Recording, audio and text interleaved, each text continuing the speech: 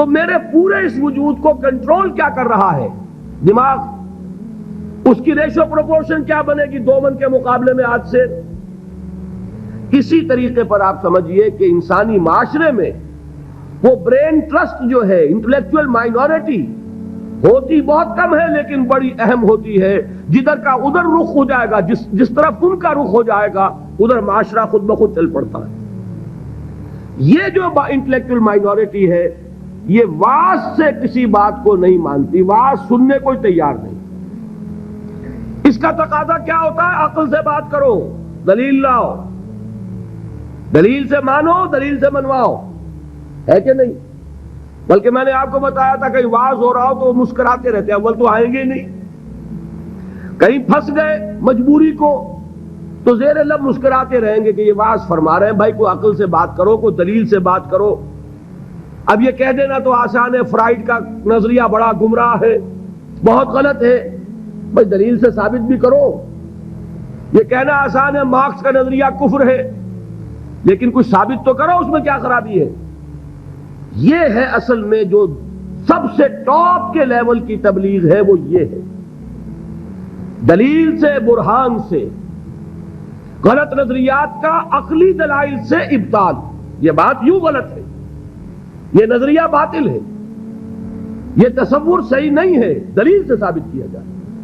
یہ ہے کس کے لیے؟ انٹلیکچوئل مائنورٹی کے لیے. اس کو کہا ادعو الی سبیل ربک بالحکمت، وزڈم کے ساتھ، دانائی کے ساتھ، عقلی دلائل کے ساتھ، براہین کے ساتھ اللہ کے راستے کی طرف بلاؤ. دوسرا لیول کیا ہے عوام الناس کا؟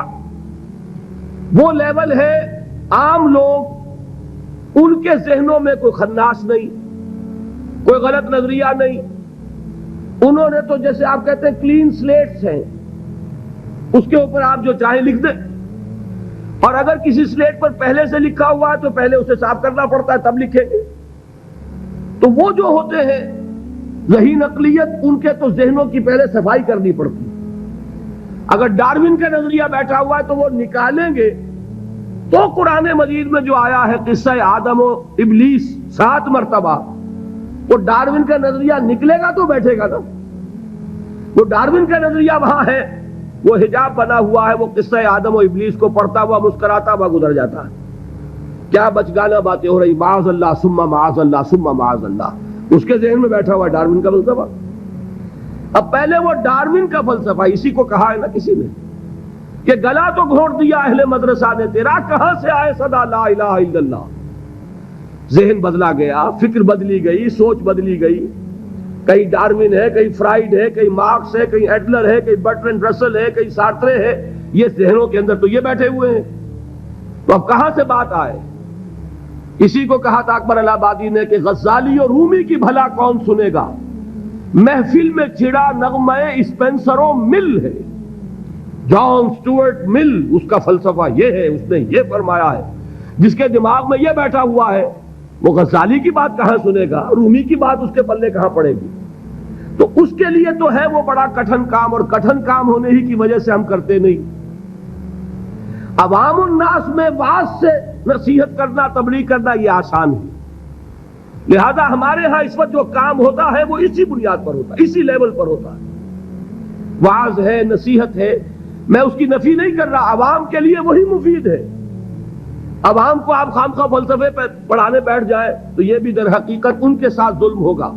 کلم الناس علی قدر عقولہم، وہ کیا ہے؟ واعظ. اور واعظ جو ہے وہ کوئی گالی نہیں ہے، واعظ بہت ہی مفید شے، بشرطے کہ دماغ میں کوئی خناس نہ ہو، فطور نہ ہو، کوئی غلط نظریے بیٹھے ہوئے نہ ہو. تو از دل خیزت بر دل ریزت، دل سے بات نکلے گی اور دل میں جا لگے گی. صرف یہ ہے کہ عوام الناس ایک بات کے بارے میں جان لیجئے، بڑے حساس ہوتے ہیں. یہ تو چونکہ در حقیقت کوئی عقلی علمی بات نہیں ہوتی، یہ احساس ہوتا ہے. اگر آدمی یہ محسوس کرے کہ یہ شخص اپنی دھوس جمانا چاہ رہا ہے، یہ میرے اوپر اپنے علم کا روب جھاڑنا چاہتا ہے، تو آپ کی بات کا اثر نہیں ہوگا. اور اگر محسوس کرے کہ یہ میرا مخلص ہے، میرا خیر خواہ ہے، میری بھلائی کے لیے بات کہہ رہا ہے، اس نے کوئی دھندا نہیں بنایا ہوا، اس نے یہ پروفیشن نہیں اختیار کیا ہوا، بلکہ یہ خالصتاً لوجہ اللہ بات کہہ رہا ہے، تو وہ بات واقعتاً دل سے نکلی ہوئی بات دل میں جا کے اثر رکھے۔